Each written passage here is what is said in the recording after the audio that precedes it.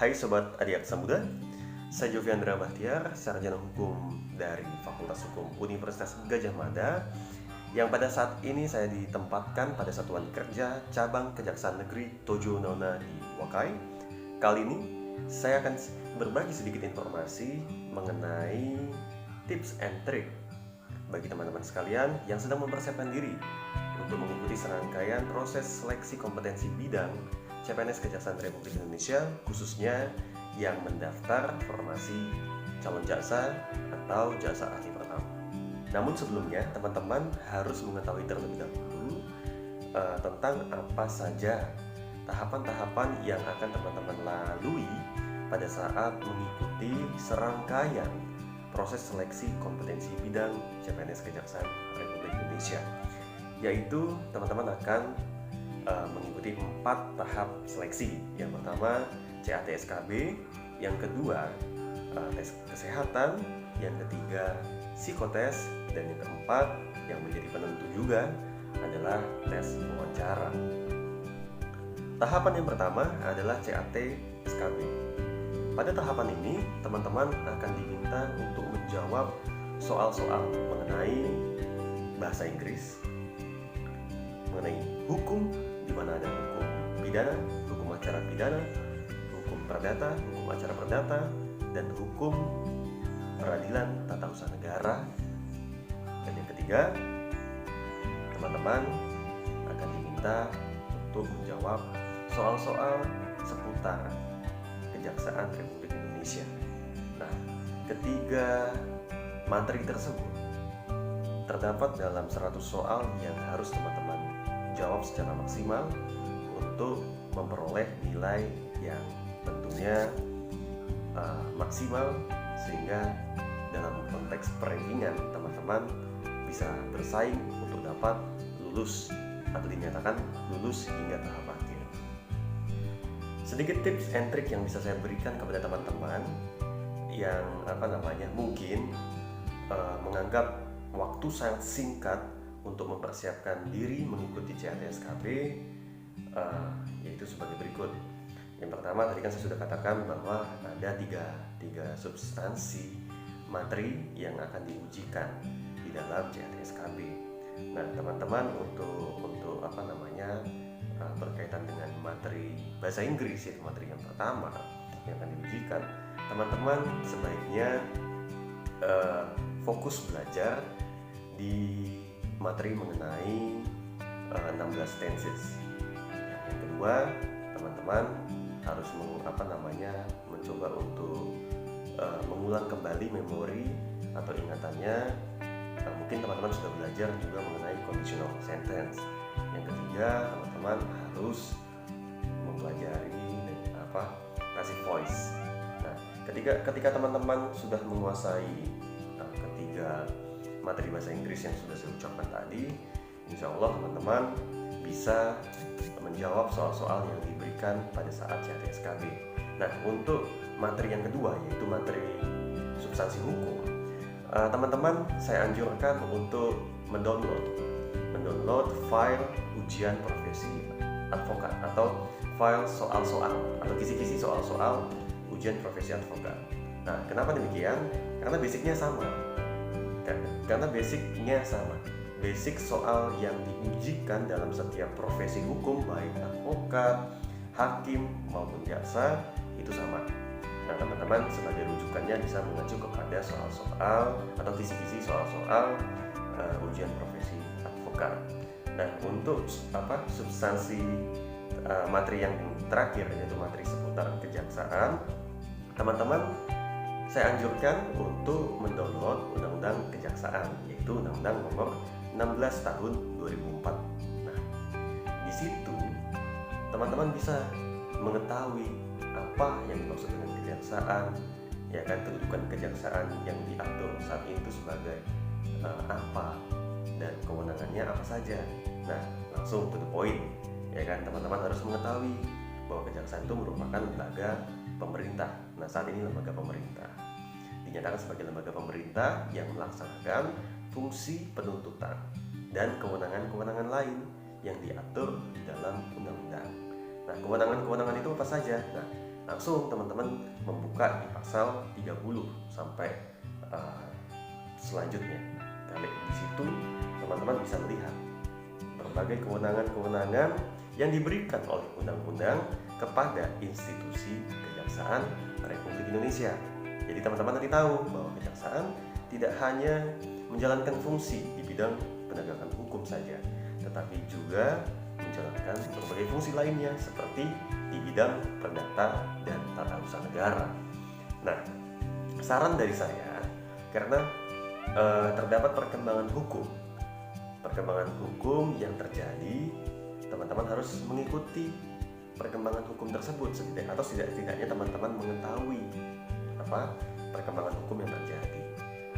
Kalau kaitannya dengan kejaksaan, baru-baru ini ada peraturan di internal kejaksaan, yaitu peraturan Jaksa Agung nomor 15 tahun 2020 yang menjadi landasan untuk dilakukannya penghentian penuntutan dalam rangka mewujudkan restoratif justice.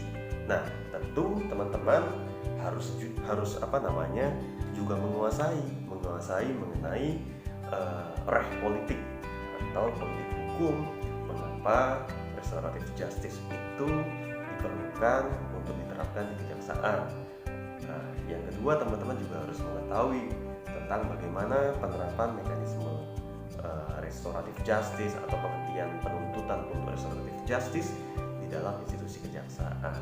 Nah, selain teman-teman harus mengetahui tentang restoratif justice atau penghentian penuntutan untuk mewujudkan restoratif justice, teman-teman juga harus mengetahui bahwa seiring perkembangannya terdapat politik hukum yang mengharuskan adanya Jaksa Agung Muda bidang pidana militer, sehingga Jaksa Agung Muda di dalam institusi kejaksaan tidak hanya meliputi Jaksa Agung Muda di bidang tindak pidana umum, Jaksa Agung Muda di bidang tindak pidana khusus, Jaksa Agung Muda di bidang intelijen, Jaksa Agung Muda di bidang perdata dan tata usaha negara saja, tetapi ditambah satu lagi, yaitu Jaksa Agung Muda di bidang tindak pidana militer atau Jampitmil. Nah, teman-teman harus selidiki di situ mengenai politik hukumnya dan juga landasan hukum mengenai pembentukan Jampitmil di dalam institusi kejaksaan. Insya Allah kalau teman-teman sudah menguasai semua materi yang saya berikan tadi, teman-teman bisa mendapatkan skor yang tinggi di tahap CAT-SKB. Nah, titik poinnya yang ingin saya sampaikan adalah teman-teman harus memaksimalkan 5-10 soal bahasa Inggris, karena berdasarkan pengalaman saya itu soalnya tidak seperti ketika kita mengikuti soal masuk perguruan tinggi yang mungkin sangat panjang bahan bacaan yang kita kebanyakan soal-soal itu mengenai 3 materi yang sudah saya sampaikan tadi, yaitu 16 tenses, conditional sentence, dan juga passive voice atau kalimat pasif dalam bahasa Inggris. Itu harus dimaksimalkan. Dan juga poin yang ketiga tadi yang tentang kejaksaan, itu teman-teman tentunya harus kuasai terkait kedudukan dan juga kewenangan serta fungsi kejaksaan. Nah, kalau dua ini sudah dipegang sama teman-teman, saya juga yakin bahwa teman-teman sudah bisa dinyatakan untuk lulus di situ. Cuman tentunya untuk bisa memperoleh nilai yang maksimal, teman-teman juga harus belajar mengenai bidang hukum. Tapi kan sangat mustahil dalam jangka waktu yang singkat teman-teman bisa mengejar semua materi langsung masuk di kepala teman-teman, ya kan, langsung masuk di dalam ingatan begitu mudah gitu. Apalagi waktu yang dipersiapkan untuk menghadapi SKB mungkin hanya 1 bulan, dan teman-teman mungkin bingung apa saja yang harus dipelajari, ya kan. Nah, di situ jadi saya kasih petunjuk, teman-teman bisa mendownload kisi-kisi tadi kan, kisi-kisi soal ujian profesi advokat. Nah, kalau secara khusus mengenai substansi hukum, saya bisa memberikan sedikit gambar berkaitan dengan materi yang akan diujikan. Pada intinya teman-teman harus memahami asas-asas dari hukum pidana, hukum acara pidana, dan hukum-hukum lainnya, ya kan? Dan mekanisme baik mekanisme kalau di pidana dan mekanisme penyelidikan, ya kan? Upaya paksa hingga eksekusi. Di situ teman-teman harus mempelajari mengenai jangka waktu. Misalkan kayak seperti penahanan itu dilakukan penahanan berapa hari, perpanjangannya berapa hari. Nah, di situ teman-teman harus hafal, harus paham juga, ya kan? Dan syarat-syarat dilakukannya penahanan atau dilakukannya upaya paksa seperti apa. Nah, kalau berkaitan dengan PT-UN, teman-teman saya ingatkan bahwa sudah ada pergeseran paradigma mengenai keputusan tata usaha negara. Nah, di situ teman-teman bisa cari lagi apa yang saya kasih petunjuk tadi ya, karena saya tidak bisa memberikan suatu kepastian, karena kepastian itu hanya milik Tuhan, dan tentunya yang mengetahui soal yang akan keluar itu bagaimana hanya panitia. Saya hanya ingin berbagi sedikit informasi berdasarkan pengalaman, karena berbagi juga bagian daripada ibadah. Karena dengan berbagi kita dapat sharing ilmu pengetahuan, dapat sharing pengalaman, sehingga kebaikan itu dapat tertular, ya kan? Dapat tertular kepada teman-teman sekalian. Begitupun harapannya juga teman-teman sekalian nanti insya Allah kalau sudah alhamdulillahnya dinyatakan lulus juga harus berbagi pengalaman juga, informasi kepada teman-teman yang lainnya, ya. Karena hanya orang pelit saja yang masuk neraka. Kalau kita bicara masalah agama kan, yang namanya sedekah bukan membuat kita miskin. Tidak seperti konsep barat yang menyatakan bahwa kita harus menabung, kita harus berdiam diri, nggak usah berbagi kepada sesama supaya kita kaya atau kita berkembang. Jangan kita berbagi sama sesama, nanti kita mereka pintar, mereka menyaingi kita, atau kita nggak bisa mendapatkan jabatan karena mereka lebih menguasai, padahal mereka awalnya tahu dari kita. Itu adalah konsep-konsep kapitalis, konsep-konsep yang salah. Kalau konsep sosialisme Pancasila yang dianut oleh Indonesia di dalam kerangka dasar negara dan juga Undang-Undang Dasar Negara Republik Indonesia 1945 adalah sosialisme Pancasila, yang mana pada tataran aktualisasinya kita harus gotong royong. Nah, inilah bagian daripada gotong royong itu. Saya ingin berbagi pada teman-teman mengenai tips and triknya. Nah, lanjut mengenai tahapan tes psikologi. Ya, di dalam tahapan tes psikologi, teman-teman nanti akan diminta untuk menjawab sekitar 500 soal. Nah, ya, 500 soal itu sebatas ya seperti mana yang teman-teman pilih gitu lah. Kalimat A apa kalimat B. Nah, itu masuk dalam cakupan tes psikologi atau psikotes di di soal-soal MMPI. Jadi ada 500 soal, ada sekitar 500 soal yang teman-teman harus jawab di MMPI. Usahakan teman-teman di situ menjawab dengan sejujur-jujurnya apa yang memang menjadi jadi diri dan karakter daripada teman-teman. Cuman kalau berbicara mengenai tips untuk MMPI, saya pribadi sebenarnya sedikit bingung untuk memberikan. Kenapa? Karena MMPI itu berkaitan dengan pribadi teman-teman, ya kan? Kalau teman-teman saya ajarkan untuk keluar dari jati dirinya, saya juga salah gitu loh. Kalau saya pribadi memang orangnya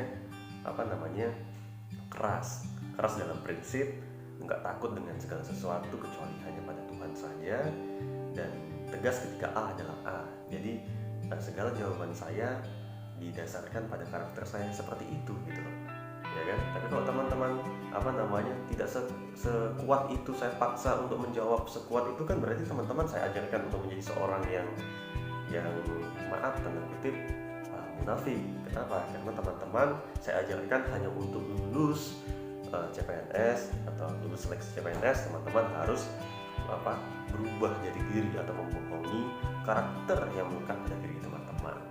Nah, di situ. Kalau yang kedua teman-teman, di dalam tahapan psikotes teman-teman ada apa? Ada juga nanti teman-teman diminta untuk menggambar sejumlah bidang, sejumlah gambar. Nah, misalnya teman-teman diminta untuk menggambar dari beberapa kotak yang diberikan di dalam soal.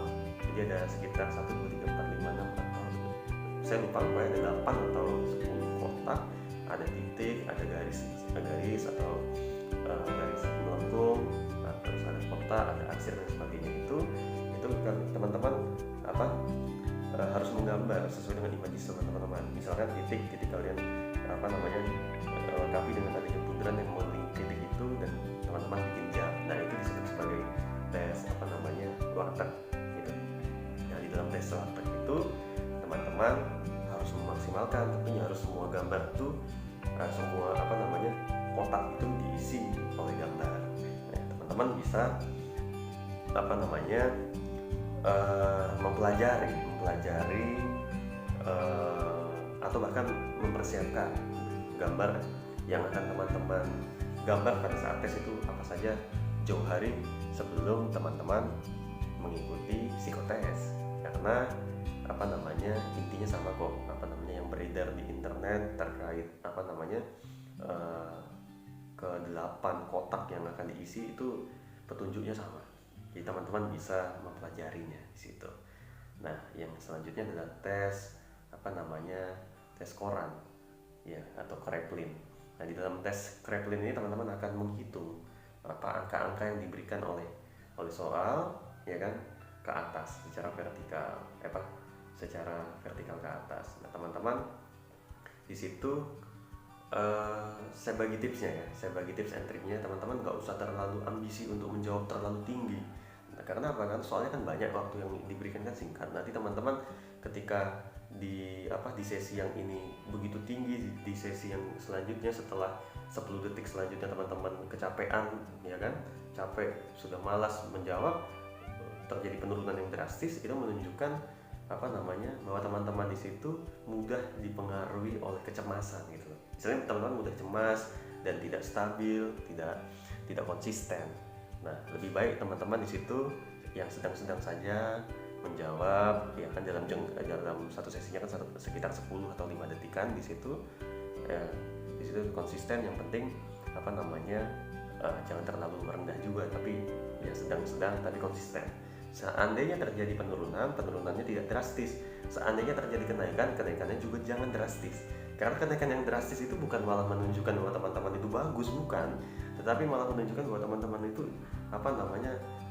inkonsisten dalam prinsip kehidupan itu. Kalau saya pribadi memandangnya seperti itu. Makanya saya pegang prinsip ketika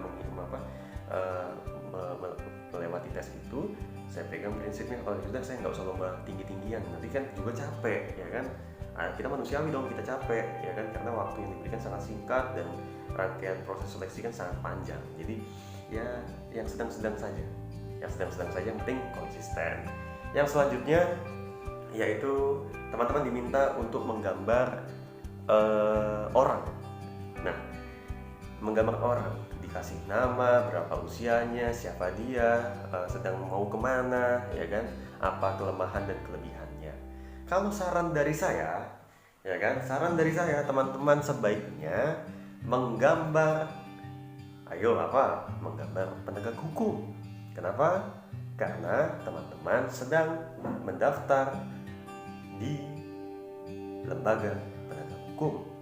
Jadi ketika teman-teman menggambar seseorang yang bekerja sebagai penegak hukum, bagi saya pribadi, kalau saya menganggap itu nanti teman-teman dipandang oleh para psikiater, ya kan, teman-teman itu konsisten dalam meraih impian menjadi penegak hukum. Jadi secara kasat mata di situ teman-teman dinilai konsisten. Nah, saya tidak memberikan patokan apakah harus jaksa yang teman-teman daftar atau hakim atau polisi. Cuman ya sebaiknya teman-teman tahulah kalian mendaftar di institusi mana. Nah, seperti itu. Nah, teman-teman mendaftar dari ujung kepala hingga kaki, detail. Karena kedetailan itu menunjukkan teman-teman adalah orang yang detail, orang yang persisten, orang yang perfect di sini sempurna dalam bekerja, ya kan? Karena tidak semua orang yang perfeksionis adalah orang yang arogan, tidak semua orang yang perfect itu adalah orang yang sombong. Jadi teman-teman bisa mempersiapkan dari dini, ya kan? Gambaran, saya mau gambar orang apa? Saya mau gambar orang siapa dia, pekerjaannya apa kekurangan dan kelebihannya, seperti itu, ya. Nah, yang selanjutnya teman-teman akan diminta untuk menggambar pohon. Kalau saya pribadi di kala itu saya menggambar pohon kalau pohon itu di Jawa, ya kan? Karena saya kan dari Jawa ya. Jadi di Jawa itu ada satu pohon yang dikenal dengan namanya pohon trembesi. Saya menggambar pohon trembesi, teman-teman. Mengapa saya pilih gambar pohon trembesi? Ya kan, karena saya kayak berfilsafat pada saat itu. Jadi pohon trembesi ini kan pohon yang buat batangnya, ya kan, rantingnya itu untuk besar gitu loh. Dan pohonnya itu gimbal. Kalau rambut itu gimbal ya kan. Jadi saya menggambarkan pohon itu kokoh. Dia kokoh dan daun yang gimbal tadi itu menggambarkan bahwa di kepala itu banyak gagasan, tapi dia tetap konsisten dengan prinsip dia. Jadi kayak saya ingin menunjukkan pada psikolog yang menguji saya, yang menilai saya, bahwa dengan saya menggambar pohon, inilah karakter saya. Saya yang kuat, ya walaupun badan saya kecil, ya kan, hanya 56-59 kilo kayak ini. Tapi dalam masalah prinsip, saya adalah orang yang kokoh, yang tegas. Tetapi saya juga memiliki banyak ide atau gagasan yang bisa diberikan untuk menyelesaikan segala permasalahan yang ada, ya kan? Nah, tentunya yang saya tawarkan kepada institusi ini gitu loh. Jadi gambarlah pohon yang kuat, yang daunnya lebat. Kalau saya daunnya lebat, karena itu menandakan bahwa teman-teman kalau dalam pemikiran saya, penilaian saya pada waktu itu, saya gambar daun yang lebat itu menggambarkan saya punya ide yang bagus. Itu yang saya berikan untuk psikotes. Nah, kalau tes kesehatan selanjutnya. Nah, di tahapan tes kesehatan intinya semua itu untuk informasi calon jaksa atau jaksa ahli pertama itu semua dites. Dari ujung kepala hingga ujung kaki, teman-teman dites. Ada tes paru-paru, tes jantung, ya kan, tes penglihatan, tes mata, ya kan, rabun apa tidak, ya kan, tes kelamin. Tes kelamin di sini bukan tes keperawanan. Kalau untuk perempuan keperawanan ini diuji tidak. Tes untuk teman-teman itu punya penyakit semacam kayak sifilis, singa, atau penyakit kelamin lainnya.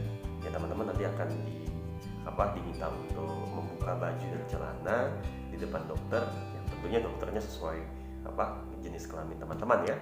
Jadi teman-teman di situ dilihat nanti di organ intim teman-teman apakah ada penyakit apa tidak. Hey travelers, welcome to this Point Dia channel. Masih perawan atau Hopefully, tidak, masih you are perjaka atau always tidak. healthy and happy. Itu hanya untuk In this video, I'll give you a cool cinematic back sound recommendation that's perfect for your movie.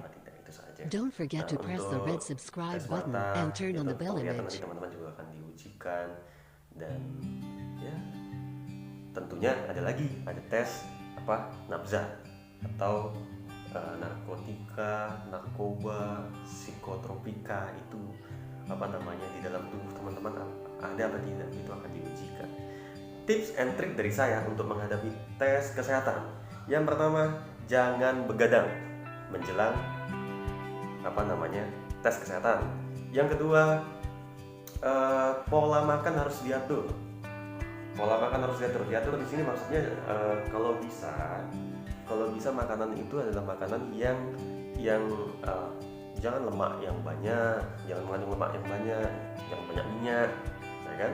Kurangi minum es, nanti batuk teman-teman, nggak fit pas waktu tes kesehatan, kan bahaya, apalagi kalau sampai berpengaruh pada paru-paru kan di situ. Nah ini kan lagi COVID juga ya, lagi musimnya COVID, teman-teman juga hati-hati ya kan, patuhi protokol kesehatan yang dianjurkan oleh pemerintah ya kan. Nah terus teman-teman, kalau tips and trick dari saya itu teman-teman mulai sekarang rutin minum degan. Ya entah mitos entah apa, tapi saya bayangkan teman-teman, saya tuh waktu kuliah tuh sering, karena saya suka melancong kemana-mana naik motor, jadi saya sering berkendara, bahkan jarak yang terjauh tuh saya pernah dari Ngawi ke Medan, ada yang ke Simalungun ya kan, karena orang tua saya di Simalungun, saya naik motor ke Simalungun PP, terus ke Palembang ya kan, ke Lampung, ke Jakarta ya kan, itu PP naik motor di situ, ke Surabaya ya kan, ke Malang, ke Semarang naik motor teman-teman. Itu kalau kawan-kawan bilang sama saya, wah itu bahaya, nanti dampaknya ke paru-paru dan sebagainya. Tapi alhamdulillah puji Tuhan, saya sehat-sehat saja pas waktu di ronsen kesehatan, dan hingga saat ini saya bisa, ya alhamdulillah puji syukur saya bisa menggunakan baju coklat sebagai insan aja bisa mudah. Nah itu untuk tes kesehatan ya teman-teman. Pada intinya teman-teman atur pola makan, pola hidup sehat, dan jaga kesehatan sesuai dengan protokol kesehatan untuk tidak terpapar COVID, dan juga jangan begadang, ya, jangan stres sekali di situ. Nah selanjutnya wawancara. Nah oh iya teman-teman, sebelum masuk ke tes wawancara ada yang lupa. Jadi untuk tes kesehatan itu nanti teman-teman nilainya itu 1 apa 0 gitu. Jadi kalau teman-teman dinyatakan memenuhi syarat akan nilainya 1. Tapi kalau tidak memenuhi syarat ya akan nilai 0. Maka teman-teman sekalipun nilai tinggi ya kan di CATSKB maupun wawancara, nilai sangat tinggi ya kan, sampai angka 90 bahkan atau 80. Tapi teman-teman dinyatakan di tes psikologi atau psikotes dan juga tes kesehatan 0 atau tidak memenuhi syarat salah satu di antara kedua ini, ya teman-teman mohon maaf, teman-teman tidak dapat dinyatakan lulus seleksi di situ. Teman-teman harus bisa istilahnya mempersiapkan dua tes ini dengan baik ya. Makanya jangan begadang, sekali lagi saya ingatkan jangan begadang, dan pelajari baik-baik tips and trick untuk psikotes itu sendiri. Lanjut ke tahapan seleksi wawancara. Nah, di tahapan seleksi wawancara ini, dari pengalaman saya kemarin itu, jadi saya seleksi wawancara itu di Kejaksaan Tinggi Daerah Istimewa Yogyakarta. Nah, teman-teman, pada saat itu saya diminta untuk kami semua termasuk saya diminta untuk membawa skripsi kita. Nah, intinya skripsi dibawa untuk apa? Untuk diserahin toh? Tidak. Jadi teman-teman akan pertama kali diminta untuk perkenalan diri. Seperti biasa, teman-teman diminta untuk perkenalan diri, dan kemudian wawancara bisa jadi langsung menanyakan tentang skripsi teman-teman angkat skripsi apa, dan kaitannya dengan institusi kejaksaan itu apa gitu ya kan, apa teman-teman tentu harus. Kenapa ini saya buka kepada teman-teman, supaya teman-teman bisa mempersiapkan argumentasi dan juga penjelasan kepada pewawancara terkait apa korelasinya skripsi teman-teman dengan institusi Kejaksaan Republik Indonesia yang teman-teman sedang daftar untuk menjadi bagian di dalamnya. Nah, selanjutnya terkait tips and triknya dari saya, supaya teman-teman bisa melewati tes wawancara dengan nilai yang tinggi, karena alhamdulillah nilai wawancara saya itu termasuk yang golongan sangat tinggi pada saat itu di Kejati DIY, yaitu 87,5. Ya, ini bukan bermaksud untuk sombong, tapi saya ingin memotivasi teman-teman bahwa teman-teman juga bisa, bahkan harus bisa lebih dari saya. Tipsnya apa? Tipsnya sederhana. Itu selain teman-teman harus memiliki wawasan hukum yang luas berkaitan dengan institusi kejaksaan dan juga bidang-bidang hukum, teman-teman harus bisa memaksimalkan ketika nanti teman-teman diminta oleh pewawancara untuk menggunakan bahasa asing dalam menjelaskan pertanyaan yang ditanyakan oleh pewawancara. Teman-teman harus confident, oke? Kuncinya teman-teman harus percaya diri. Teman-teman tidak boleh malu atau merasa takut dinilai sombong oleh pewawancara. Sejauh teman-teman menyampaikannya dengan elegan, dengan sopan, santun, dan tutur kata yang bijaksana, insya Allah teman-teman akan dinilai memang layak dan juga kompeten untuk bergabung dengan Corp Adiaksa. Oleh karena itu, mungkin itu saja yang bisa saya berikan, sharing sedikit informasi, pengetahuan, dan pengalaman, dan sedikit tips and trik yang bisa saya berikan kepada teman-teman.